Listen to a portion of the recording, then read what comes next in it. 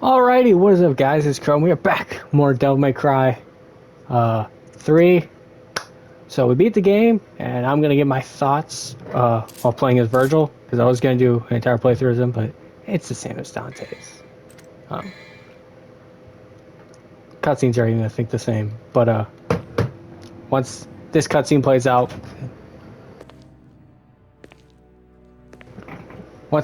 plays out, then I'll Looking for the book of ancient legends, talk about it. a tale of the demon warrior Sparda. That's not what I'm looking for. Leave me. Then what are you looking for? A demon that impregnates a woman. I'm looking for the secret of goth chicks and fishnets, Son, especially ones who like to dye their hair red. isn't it? Leave me. I won't tell you a third time.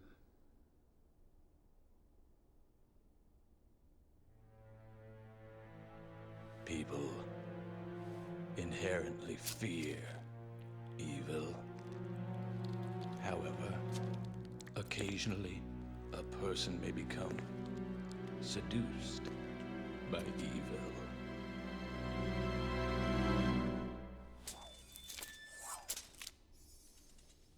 What are you getting at?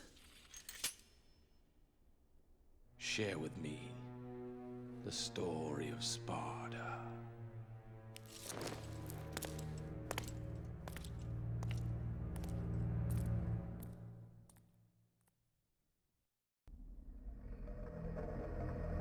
The activation method is as I described before. It should be a simple matter for you. I will go to his place. I believe that I know where the item we seek is located. Ah, You should dispose of any obstacles quickly. well, it's guys from the end of the game. They're Virgil's first.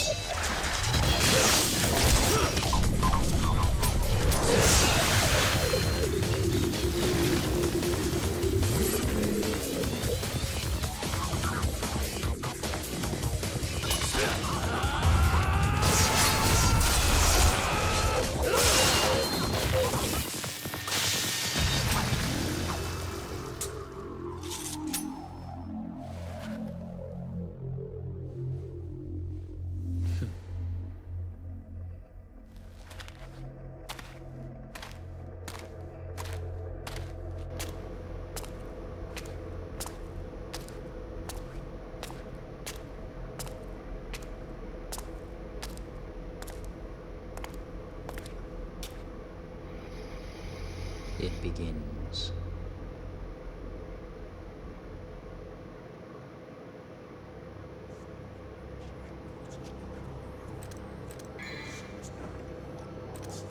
So yeah, Virgil's only got one style.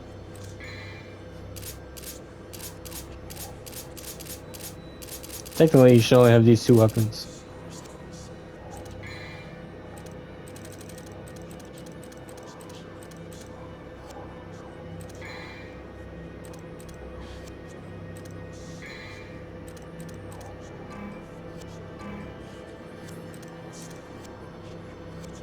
Okay, let's jump into it.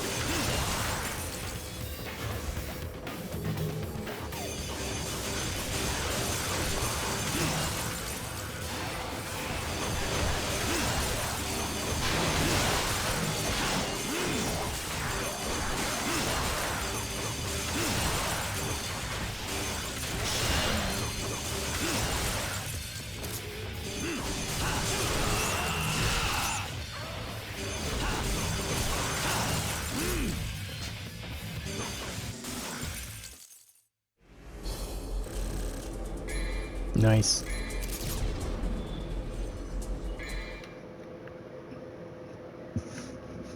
Right, there's no things for Virgil. So, I'm gonna talk about the game. We're gonna start with the soundtrack. It's dope as shit. It really pumps you up. Which isn't really that far off from Devil May Cry, you know? To have good music. Because, you know, it's made there to pump you up.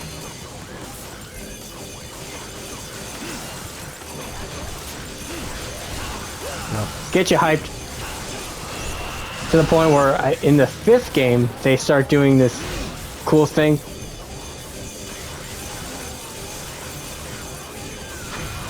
where they try to incorporate into gameplay. Like, the better your score is, the more you hear the music.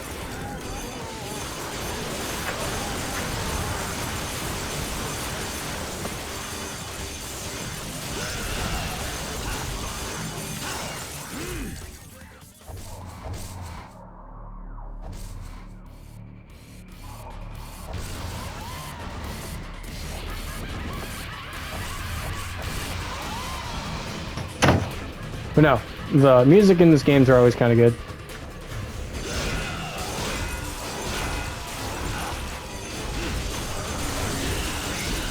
I'll also say, oh my god, their Devil Trigger forms are so cool looking.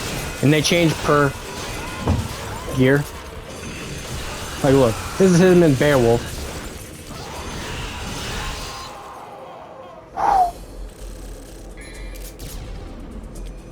Damn.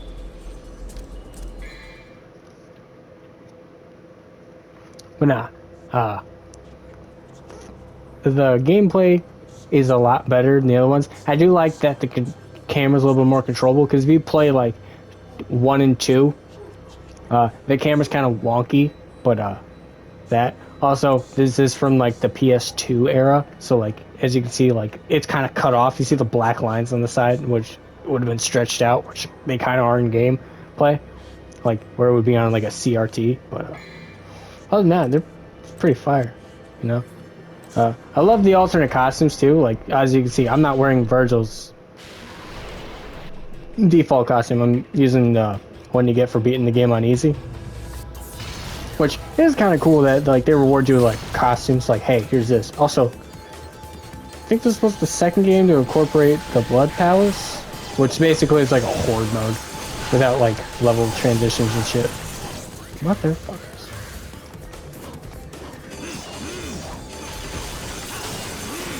I feel like doing Yamato runs. Like, I'd play it on easy, but like Yamato runs are like fucking tight.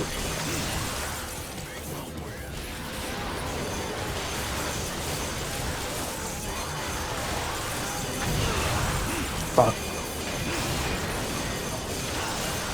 But yeah.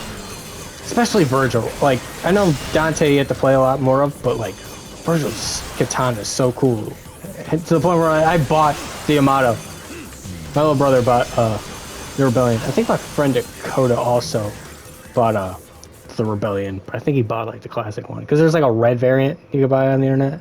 I don't know what the shop is, like, It's like very elegant. It's simple but elegant, you know. It's a katana, for God's sake.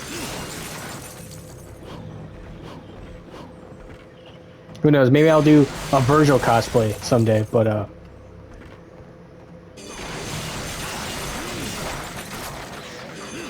as for now, I'll enjoy the game. So now I talked about like gameplay, like sword combat's fantastic, not gonna lie. And also the quick switching with the trigger. You can do this style thing too. I'm on the PS5, so like the switch port actually has it so you can switch the style commands for Dante, kind of like you can do in Devil May Cry 4 and 5. No, there's no styles in DMC. But yeah, the switchable commands are kind of cool. That's why a lot of people say that's like the superior version, but it's like, you're still playing it on a fucking Switch. Which actually might be kind of good for grinding up shit.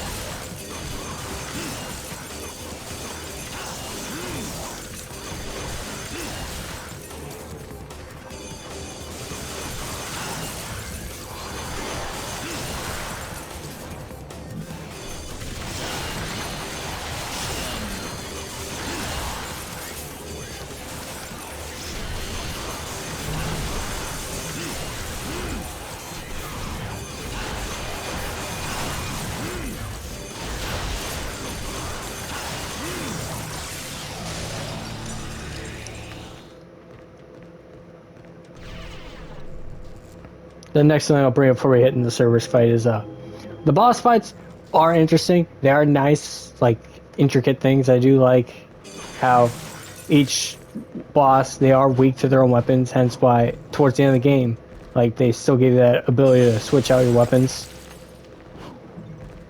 That's why I like Virgil a lot more than playing Dante, because his are always on him. I'll stick to Yamato, because dope ass katana.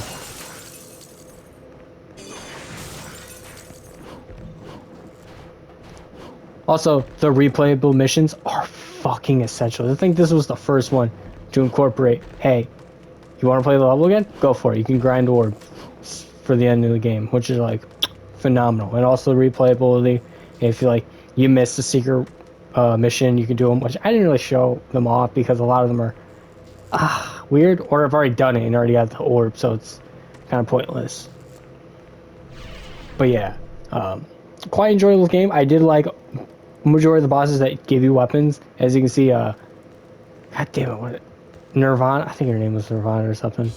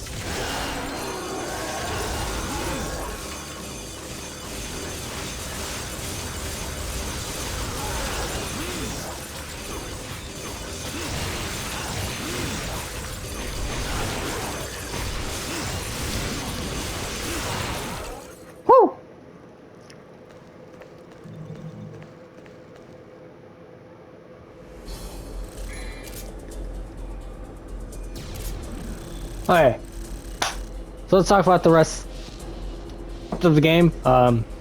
Dante's combat is pretty cool. Weapons are great, like I said. The story was interesting. You know, had to give explanation to Virgil and his whereabouts, and the story of like brothers is pretty cool. It's like a family story. You know, you got Arkham and Lady fighting out, and you got Dante and Virgil trying to figure out like why their father did what he did and all that shit. That's what I got from their story. Lady's just trying to avenge her mom, which Arkham's such a fucking... He's like a weak villain, but luckily he's just there to boost up Virgil for a majority of the game, so can't hate that bad for him. But yeah, I give Devil May Cry 3 like an 8 out of 10.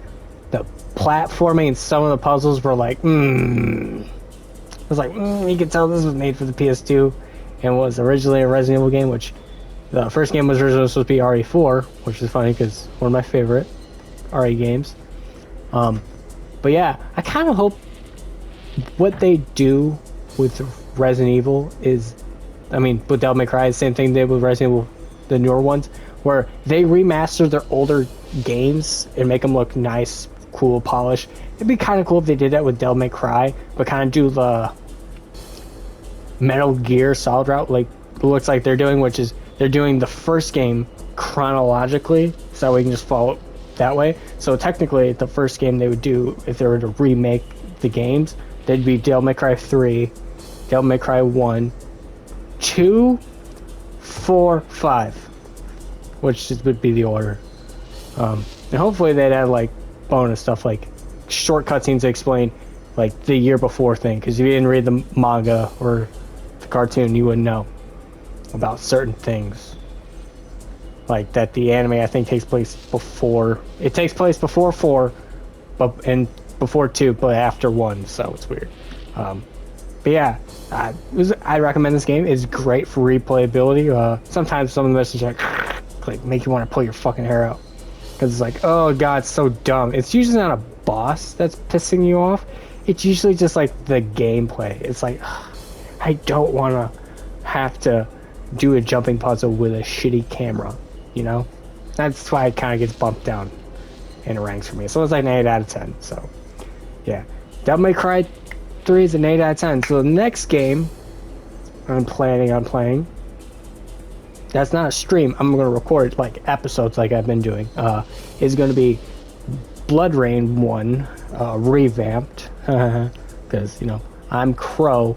I play a lot of games where I'll play a couple games with a bird, but never really that many with like vampires. But besides that, I will probably see if I can play some Baldur's Gate 3, because I did get the game. See if I can turn on no nudity, so I can actually record it without getting in trouble with YouTube. But yeah, with that being said, thank you guys for watching. Hope you're on time. See you guys next time. Crow out. Peace.